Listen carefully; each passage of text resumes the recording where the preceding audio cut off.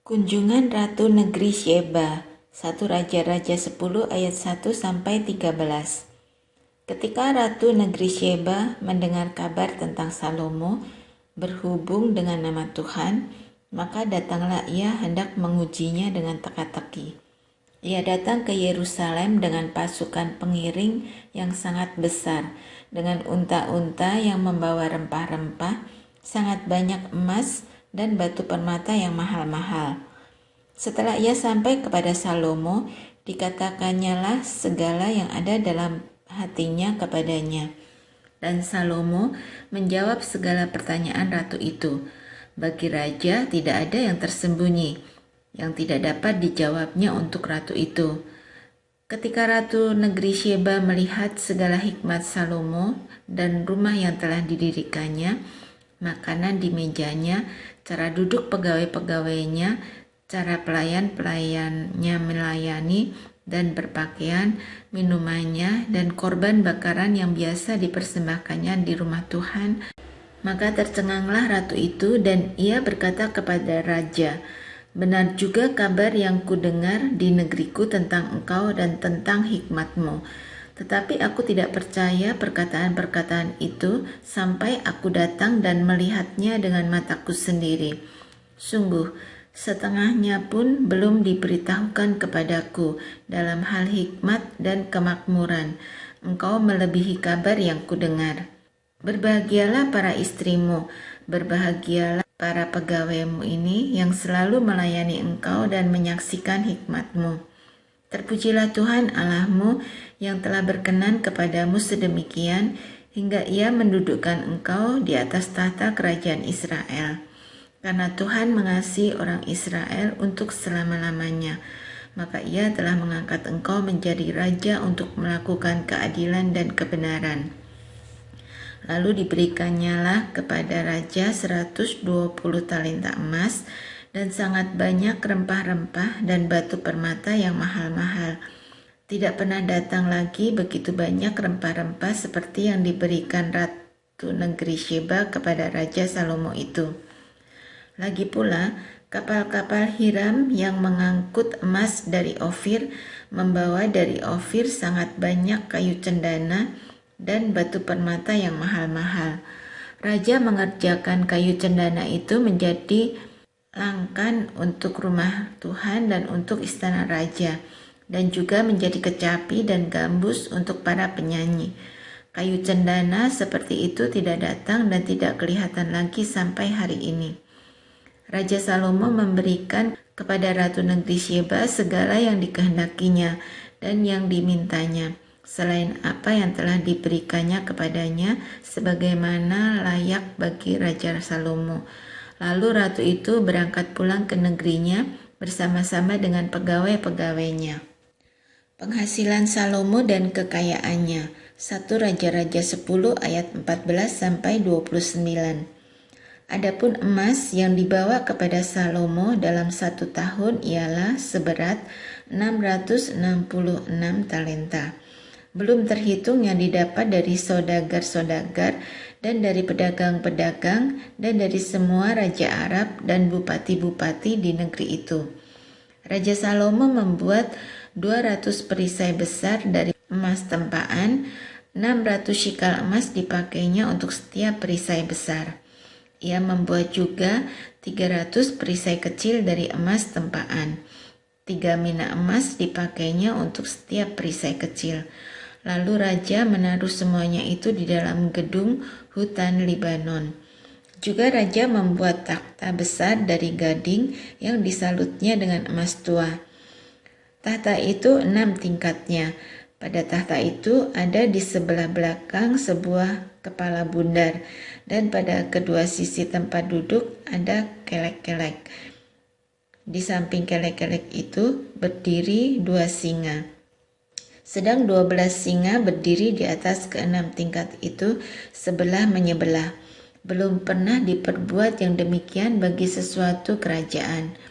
Segala perkakas minuman Raja Salomo dari emas dan segala barang di gedung hutan Libanon itu dari emas murni. Tidak ada barang perak, sebab orang menganggap perak tidak berharga pada zaman Salomo.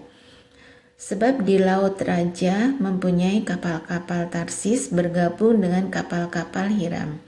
Dan sekali 3 tahun kapal-kapal Tarsis itu datang membawa emas dan perak serta gading, juga kera dan burung merak. Raja Salomo melebihi semua raja di bumi dalam hal kekayaan dan hikmat. Seluruh bumi berikhtiar menghadap Salomo untuk menyaksikan hikmat yang telah ditaruh Allah di dalam hatinya. Mereka datang masing-masing membawa persembahannya, yakni barang-barang perak dan barang-barang emas, pakaian, senjata, rempah-rempah, kuda, dan bagal, dan begitulah tahun demi tahun.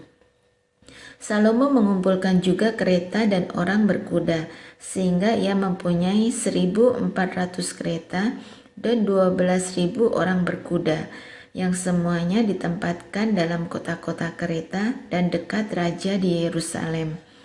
Raja membuat banyaknya perak di Yerusalem sama seperti batu, dan banyaknya pohon kayu aras sama seperti pohon ara yang tumbuh di daerah bukit. Kuda untuk Salomo didatangkan dari Misraim dan dari Kewe. Saudagar-saudagar raja membelinya dari Kewe dengan harga pasar. Sebuah kereta yang didatangkan dari Misraim berharga sampai 600 shikal perak dan seekor kuda sampai 150 shikal. Dan begitu juga melalui mereka dikeluarkan semuanya itu kepada semua raja orang Het dan kepada raja-raja Aram. Salomo jatuh ke dalam penyembahan berhala. 1 Raja-Raja 11 ayat 1 sampai 13. Adapun Raja Salomo mencintai banyak perempuan asing. Di samping anak Firaun, ia mencintai perempuan-perempuan Moab, Amon, Edom, Sidon, dan Het. Padahal tentang bangsa-bangsa itu, Tuhan telah berfirman kepada orang Israel, "Janganlah kamu bergaul dengan mereka, dan mereka pun janganlah bergaul dengan kamu. Sebab sesungguhnya mereka akan mencondongkan hatimu kepada allah-allah mereka." Hati Salomo telah terpaut kepada mereka dengan cinta. Ia mempunyai 700 istri dari kaum bangsawan dan 300 gundik. Istri-istrinya itu menarik hatinya daripada Tuhan. Sebab pada waktu Salomo sudah tua, istri-istrinya itu mencondongkan hatinya kepada allah-allah lain, sehingga ia tidak dengan sepenuh hati berpaut kepada Tuhan Allahnya, seperti Daud ayahnya. Demikianlah Salomo mengikuti Asitoret, dewi orang Sidon, dan mengikuti Milkom, dewa kejijikan sembahan orang Amon. Dan Salomo melakukan apa yang jahat di mata Tuhan, dan ia tidak dengan sepenuh hati mengikuti Tuhan seperti Daud ayahnya. Pada waktu itu, Salomo mendirikan bukit pengorbanan bagi Kamos, dewa kejijikan sembahan orang Moab, di gunung di sebelah timur Yerusalem, dan bagi Molok, dewa kejijikan sembahan Bani Amon. Demikian juga dilakukannya bagi semua istrinya, orang-orang asing itu yang mempersembahkan korban ukupan dan korban sembelihan kepada allah-allah mereka.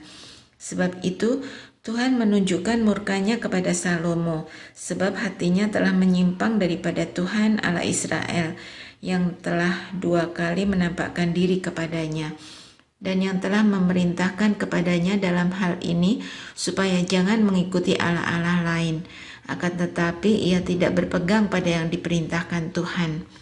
Lalu berfirmanlah Tuhan kepada Salomo, "Oleh karena begitu kelakuanmu, yakni engkau tidak berpegang pada perjanjian dan segala ketetapanku yang telah kuperintahkan kepadamu, maka sesungguhnya aku akan mengoyakkan kerajaan itu daripadamu dan akan memberikannya kepada hambamu. Hanya pada waktu hidupmu ini aku belum mau melakukannya, oleh karena Daud ayahmu, dari tangan anakmu lah aku akan mengoyakkannya. Namun demikian, kerajaan itu tidak seluruhnya akan kukoyakkan daripadanya. 1 suku akan kuberikan kepada anakmu oleh karena hambaku Daud, dan oleh karena Yerusalem yang telah kupilih." Lawan-lawan Salomo, 1 Raja-Raja 11 ayat 14 sampai 40.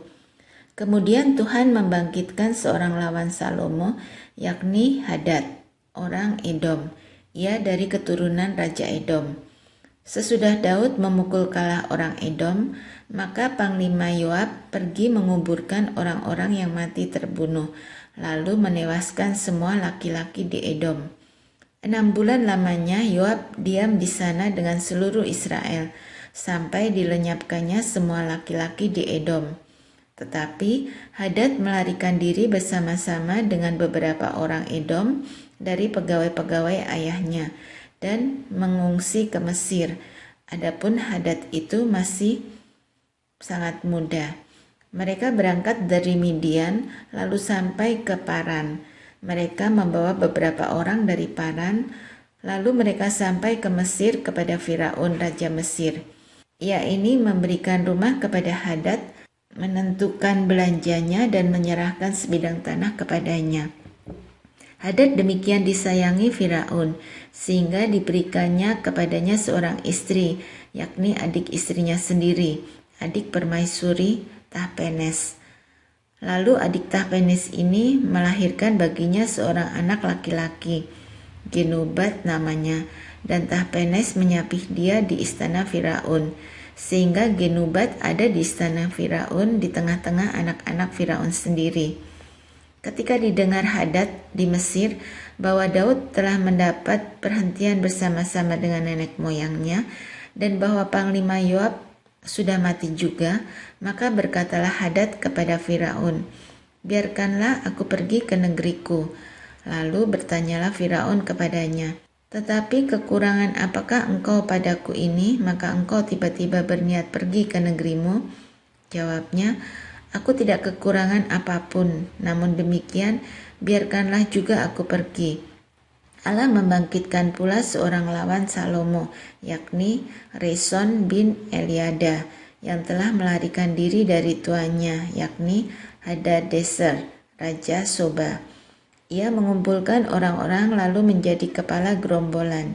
Ketika Daud hendak membunuh mereka, maka pergilah mereka ke Damsyik. Mereka diam di sana dan disitulah mereka mengangkat Reson menjadi raja. Dialah yang menjadi lawan Israel sepanjang umur Salomo.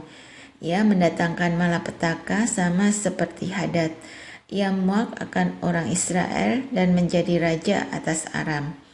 Juga Yerobeam bin Nebat, seorang Efraim dari Sereda, seorang pegawai Salomo, nama ibunya Serua, seorang janda, memberontak terhadap raja. Inilah alasannya mengapa ia memberontak terhadap raja.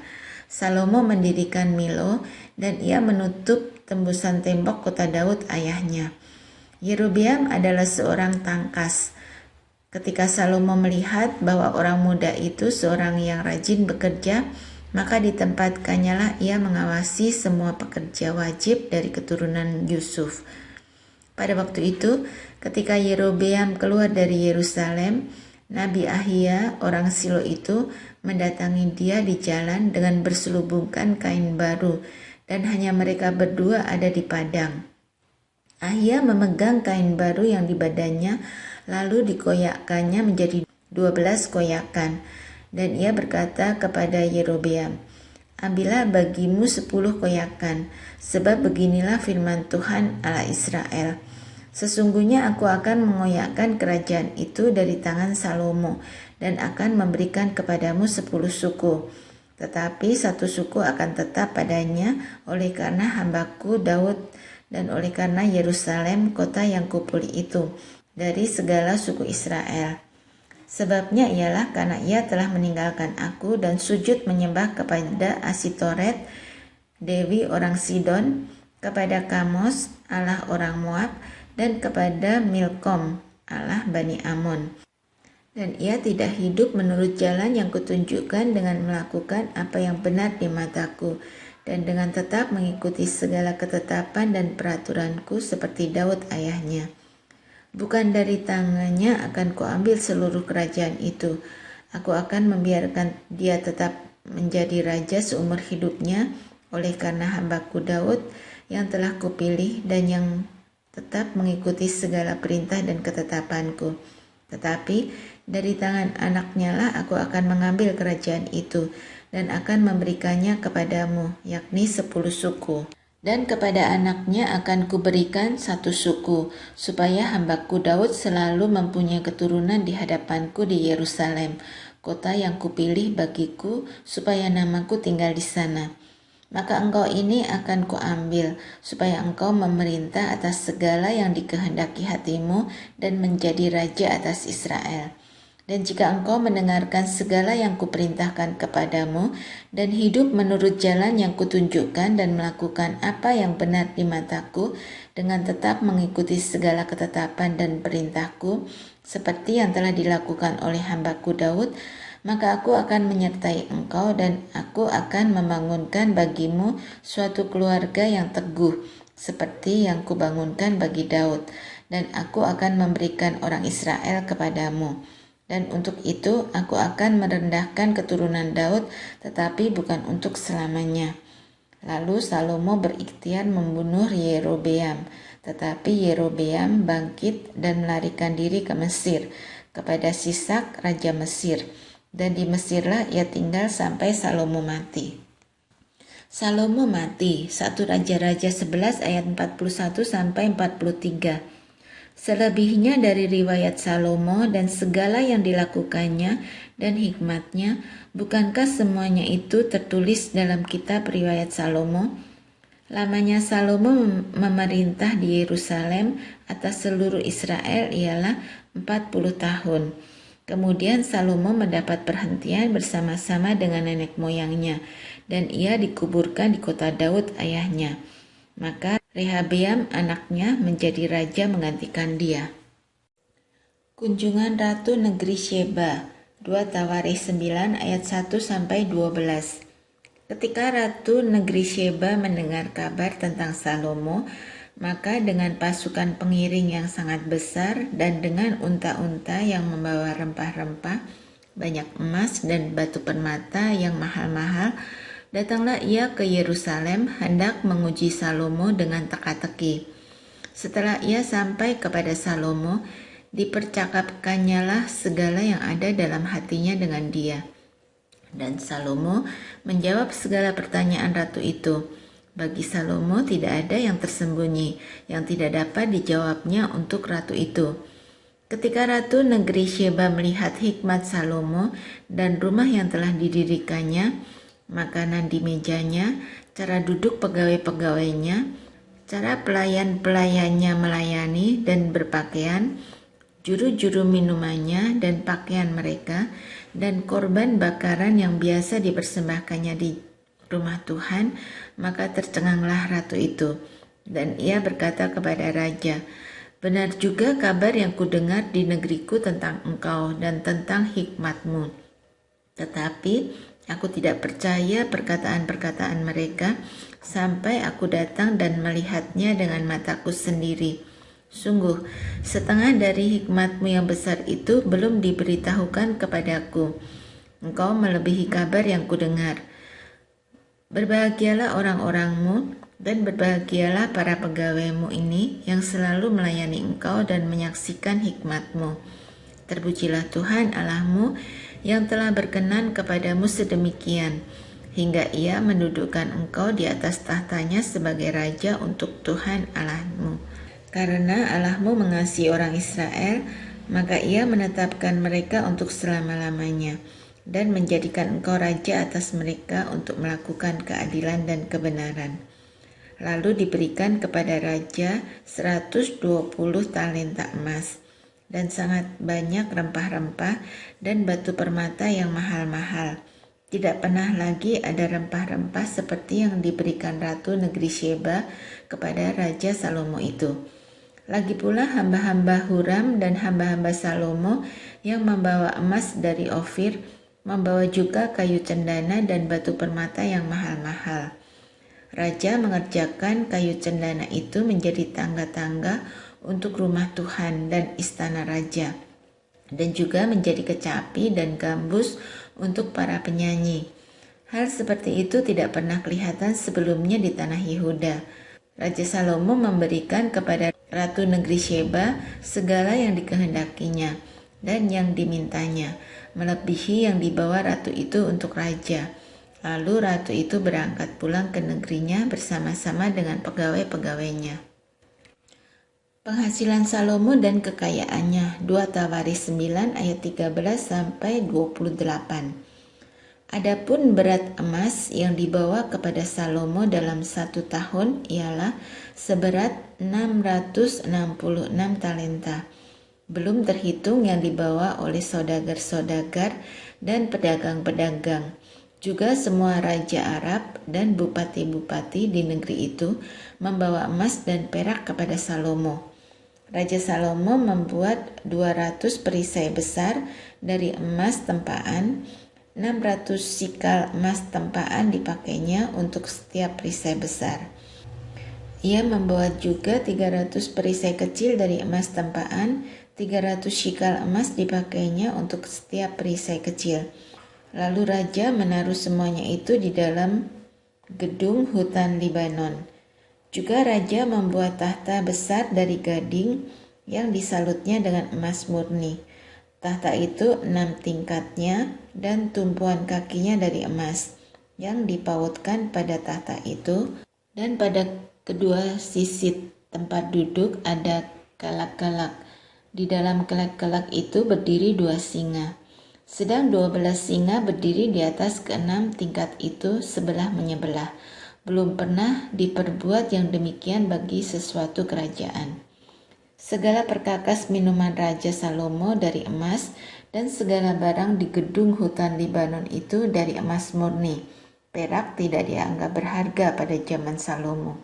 Sebab raja mempunyai kapal-kapal yang berlayar ke Tarsis bersama-sama dengan orang-orang Huram, dan sekali 3 tahun kapal-kapal Tarsis itu datang membawa emas dan perak serta gading, juga kera dan burung merak. Raja Salomo melebihi semua raja di bumi dalam hal kekayaan dan hikmat. Semua raja di bumi berikhtiar menghadap Salomo untuk menyaksikan hikmat yang telah ditaruh Allah di dalam hatinya. Mereka datang masing-masing membawa persembahannya, yakni barang-barang perak dan barang-barang emas, pakaian, senjata, rempah-rempah, kuda dan begal. Dan begitulah tahun demi tahun.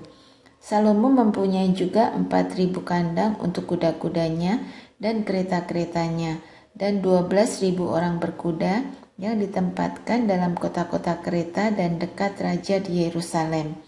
Dan ia memerintah atas semua raja, mulai dari sungai Efrat sampai negeri orang Filistin, dan sampai ke tapal batas Mesir. Raja membuat banyaknya perak di Yerusalem sama seperti batu, dan banyaknya pohon kayu aras sama seperti pohon ara yang tumbuh di daerah bukit. Kuda untuk Salomo didatangkan dari Misraim dan dari segala negeri. Salomo mati, 2 Tawaris 9 ayat 29 sampai 31.